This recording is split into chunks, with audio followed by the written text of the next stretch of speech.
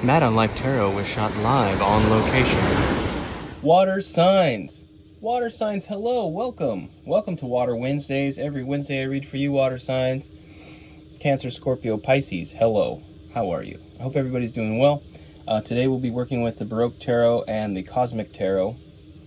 And yes, I guess without further ado, let's get into it. I want to read for your highest good, for your highest outcome, and as an act of love and service. Okay, so let's get into it, shall we? I believe we shall. Yes, indeed. I am on the road today. Not today. I'm on the road, generally speaking, away from where I usually am. So, isn't that exciting? You asked. Thank you. I am doing well. Okay. Anyway, we're kicking it off with the Ace of Cups. That's great. Okay, we got the Ace of Cups here. Love that. We've got the Queen of Cups. Okay. And we've got the Five of Pentacles. Interesting. Okay, underlying the deck right now is the Lovers. Oh, that's sweet. Okay, so we've got... I mean, I think it's concern over a partnership. I think it's concern over a partnership. A new offer, something fresh, something that's maybe still in the works or it's already taking place. I'm not really sure yet. I'm basically seeing new water signs here with the Queen of Cups. I mean, this is literally one of Cancer's cards. So I kind of feel like this is your energy, that nurturing, loving energy. You have a strong desire to cultivate love in a connection with another person. And not just like the passionate kind. I mean, like the sweetness, right? You want to do all you want to nurture and cultivate that thing. So, but there is a fear of being left out. So I kind of feel like water signs. It feels like you are wanting to offer this cup to somebody. That's how I'm feeling about it. And maybe the cup is already established. It may be a new relationship you're in. I'm just going to have some coffee. Don't mind me. It's early because where I'm at, it gets hot really early. So I'm trying to get this done. And it's always a dilemma. Should I wake up more before I start this? Or should I just dive into it? But here we are. We decided to dive into it. So, clarifying the Ace of Cups for you water signs. We did cap... It looks like the Three of Swords just flew out. Oh, okay. Okay.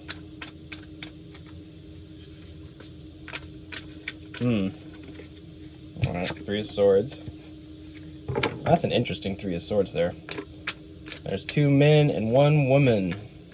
And all three swords are stabbed into a flower.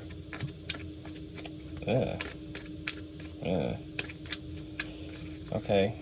I'm gonna do one more shuffle here. Alright. Hello. Goodness sakes. Okay. We've got the Ace of Swords. Yeah. And we've got the Seven of Wands. Interesting. Underlying the deck, it's a Five of Cups.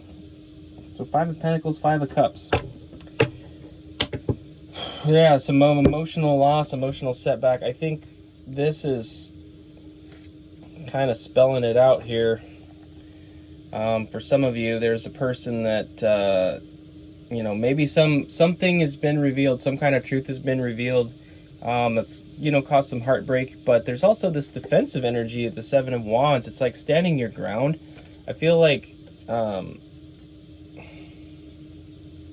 don't think this is like, sometimes people would interpret something like this as cheating or infidelity or something. I don't think that's really what's going on here. It's something else.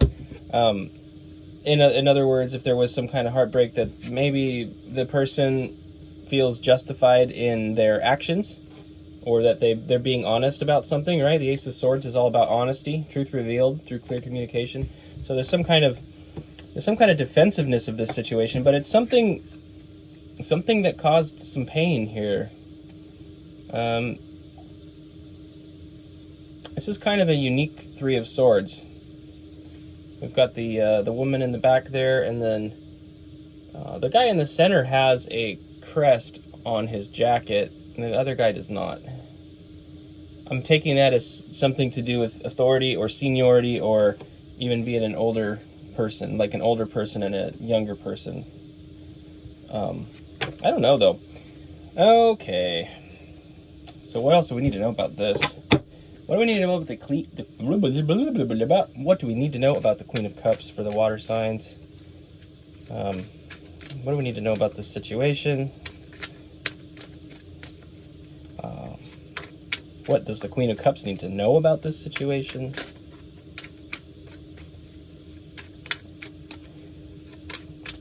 Well, and I was all pumped to come out here and deliver a happy message too. I don't I don't know.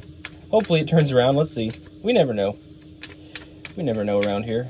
All right. One more shuffle. All right. Regarding the Queen of Cups, we have the Hierophant. Yeah, Taurian energy there. We've got the Prince of Swords. Prince of Swords is Knight of Swords. There's no knights in this deck. So we got the Knight of Swords. The Eight of Cups. Okay. Underlying is the Nine of Cups. So we do go from an 8 to a 9. I think that there's a possibility that you may choose to walk away from this situation. That, again, maybe just getting off the ground, but you may end up deciding to walk away from it for a reason. I don't know what it is, but the fact that we go from the 8 to the 9 is kind of nice, because the 8 of Cups is actually a very empowering card. When you choose to cut your losses like that, you're really trusting yourself. You're trusting your own power and your own self to to continue to pursue your happiness. Excuse me. I'm stumbling over my words this morning. But you're choosing to pursue your own happiness without fear of loss. So seeing the 8 of Cups going into the 9 of Cups is very encouraging in a lot of ways. This 9 of Cups is unique because it has two people in it. You know, normally the 9 of Cups is like a card of kind of an individualistic happiness, and this is kind of looking more like a celebration with somebody. I would imagine that one of these people is a manifestation, or is basically not really there yet. They're coming, but they're not there. I guess what I would say, water signs, is maybe you've got something of you could have a Taurus in your life, literally, that's maybe gone and done something rash or impulsive. The Knight of Swords is like the fastest knight in the deck. This prince is sort of like ready to go, I don't know, run off and do something with a lot of enthusiasm and swiftly. Maybe a plan hasn't been thought through very well.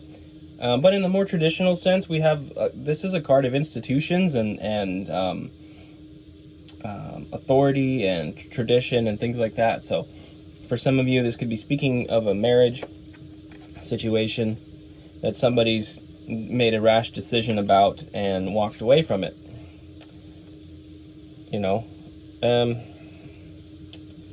Yeah, I mean, it's kind of got that vibe. Which is interesting. It's sort of something about it wasn't correct. It wasn't meant to be, maybe, or it wasn't your highest. I don't really know. But let's get some clarification on the 5 of Pentacles for you right now. I throw a card, excuse me. Okay. It's a 9 of Swords. Water signs. I don't like delivering messages that are less than positive. I really don't, but it seems like something's going on here. The 9 of Swords is nightmare energy, right? This is all about fear and worry and being up in your head about stuff, overthinking things. And we are clarifying the 5 of Pentacles, after all, which is a lot about that fear of loss. Okay. Justice is on the bottom right now. I'm going to keep shuffling. I'm going to try to keep shuffling. 6 of Cups. No, I'm not going to shuffle. Okay. And the Queen of Swords. Okay. like I said, justice is on the bottom. So I think there is something being brought to balance, right? Like I said, with the Hierophant here, those of you that could be going through a legal separation or a divorce or something, balance is going to be achieved and sought and achieved. I feel like your outcome in court will be equitable if that is your story. Okay. Nine of Swords, Six of Cups, Queen of Swords. You're overcoming this fear. You have to go through it. It's sort of the dark night of the soul thing. We all have to go through that. This fear is being overcome. The fear of being left out in the cold with the Five of Pentacles. The fear of just... I feel like Nine of Swords always feels like this... To me, it feels like remorse and regret over an action that's been taken, or an action that hasn't been taken. It's like it has a lot of the shoulda, coulda, woulda energy to it in my personal mind. That's kind of where I identify with it most. It's like, oh my God, what have I done, or what did I not do, right? I don't know. I think you're overcoming that, though, with the Queen of Swords energy. She does not tolerate... She just does not tolerate bullshit at all. She cuts things out of her life. She's sharp. She's perceptive.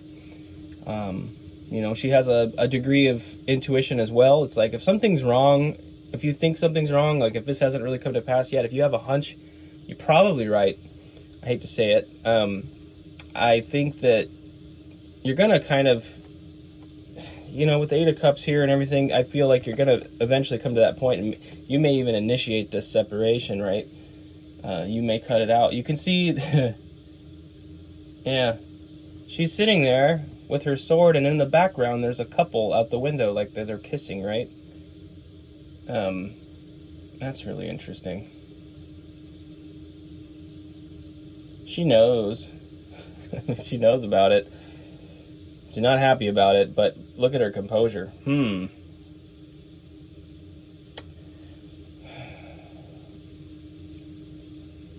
Yeah, the Six of Cups, it's something that was long-standing, too. This was something long-standing.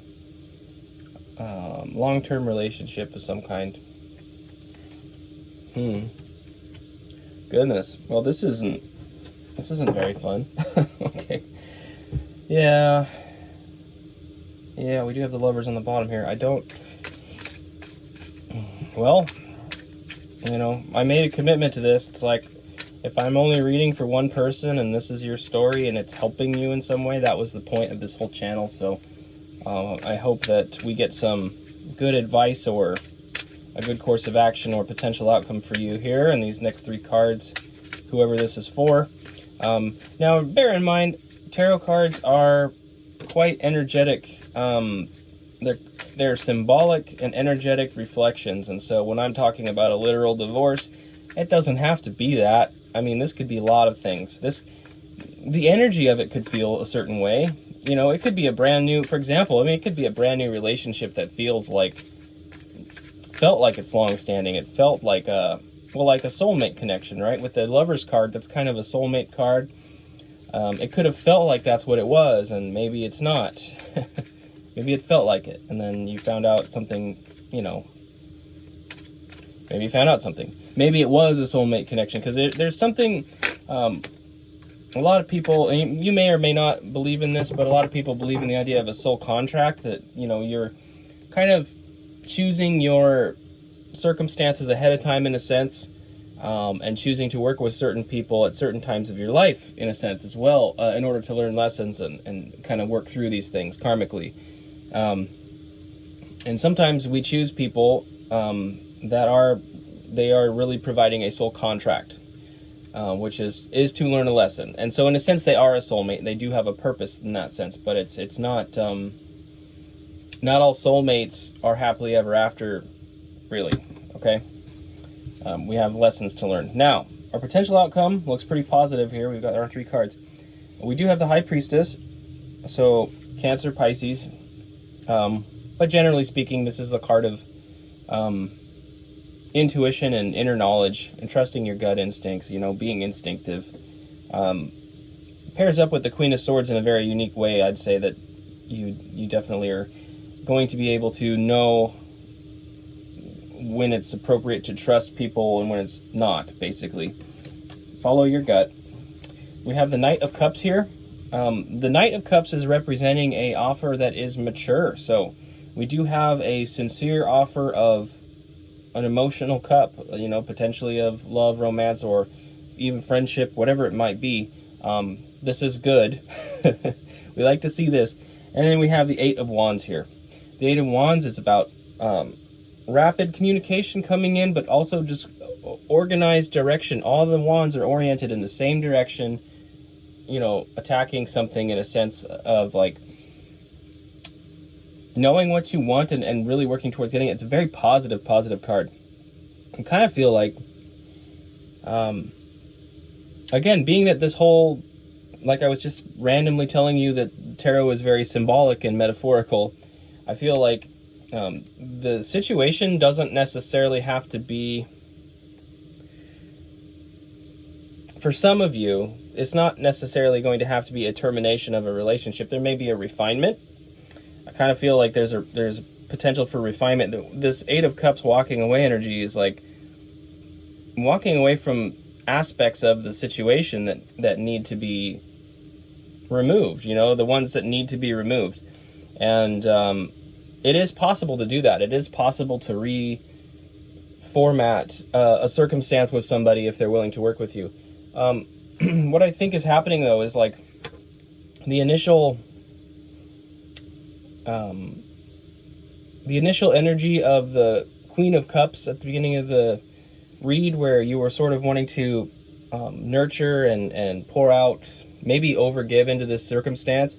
I feel like it's been recalibrated in a sense, and you're sort of, instead of being the Queen of Cups, you sort of maybe are showing up as the Knight of Cups, in the sense that maybe you want to offer something a little more refined than initially was the case, or perhaps they do, right?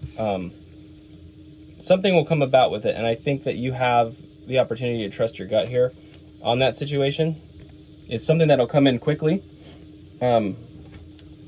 And we have the Sun on the bottom of the deck, so this is good. I mean, the Sun is a very, very positive card about celebration and joy and happiness. It's also a card of Leo. We are in Leo season right now, so this could be something coming to pass pretty soon. Ultimately, what I think is saying here is, like, as you're trusting yourself, you're really going to find that you've placed yourself in happier circumstances. So it's going to be a very positive outcome. I would say that one thing that's standing out to me for some reason is the Sun, and then the High Priestess. There's heavy representation of the Moon in this card, so we do have the masculine and the feminine here very much represented. So that could be a balance within you. We all have masculine and feminine energies. It's not about gender, so it could be something about that's really calibrating into a balance in your life. But ultimately, water signs, I do think there's something very positive around the corner here. It looks like it's going to be a turbulent ride, and it looks like it's something that was going to require a lot of emotional energy. It looks like it, it could be very interesting. So, water signs, this is what I have for you. Oh, that's really interesting. So, you'll see it at the beginning of this video, I think. I'll put it in now, since it came up. But I went to the beach yesterday and shot a couple little short video clips. And the water was very warm. The water was very choppy. And there was a kind of a storm off in the distance. And it really made me think about relationships in general. The warm water being all about trust, the choppiness of the water being about the kind of turbulence that oftentimes goes with relationships. They can be up and down, certainly. They can be energetically quite forceful. I mean, water has got a lot of mass, and so when it's moving, there's a lot of energy in there. That emotional energy can be very powerful. And you have to learn to sort of ride that out, roll with the ebb and flow of the emotional energy.